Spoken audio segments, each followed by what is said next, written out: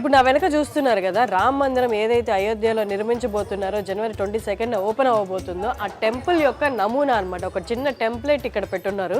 ఇది అయోధ్యలో చేసింది కాదు, బయట వేరే స్టేట్ నుంచి వచ్చిందని చెప్తున్నారు. ఈ నమూనాలో మనం చూస్తే ఒక అంతస్తులో ఉందన్నమాట గుడి. కింద బాలరాముడు కనిపిస్తాడు. మీరు స్ట్రైట్గా చూస్తే మనకి ఆ ద్వారాల మధ్యలో నుండి మనకి బాలరాముడు కనిపిస్తున్నాడు. ఇంకొక పైన అంతస్తు ఒకటి కట్టున్నారు. కానీ ఇది 2004, 2006 ఆ ప్రాంతంలో చేసి పంపించిన నమూనా అయోధ్యకి. కానీ ఇప్పుడు నిర్మించబోతున్న అయోధ్య రామ మందిరం ఏదైతే ఉందో అది 2 అంతస్తుల భవనం అనమాట. కింద బాలరాముడు విగ్రహం ఉంటుంది. మొదటి అంతస్తులో ఏమో రాముడి పరివారం అంతా ఉంటుంది. సో పైన అయితే ఖాళీ అనమాట. ఇలా 2 అంతస్తుల్లో నిర్మించబోతున్నారు. ఇక్కడ మనకి చూస్తే ఒక్క అంతస్తులోనే కనిపిస్తుంది.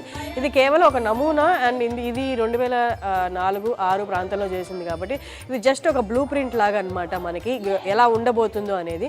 కింద గ్రౌండ్ ఫ్లోర్లో చూస్తే బాలరాముడు కనిపిస్తున్నారు కదా, కింద వరకు మోస్ట్లీ ఇది ఎలా ఉందో, ఈ బ్లూ ప్రింట్ ఎలా ఉందో అలాగే నిర్మించబోతున్నట్టు ఇక్కడ వాళ్ళు చెప్తున్నారు.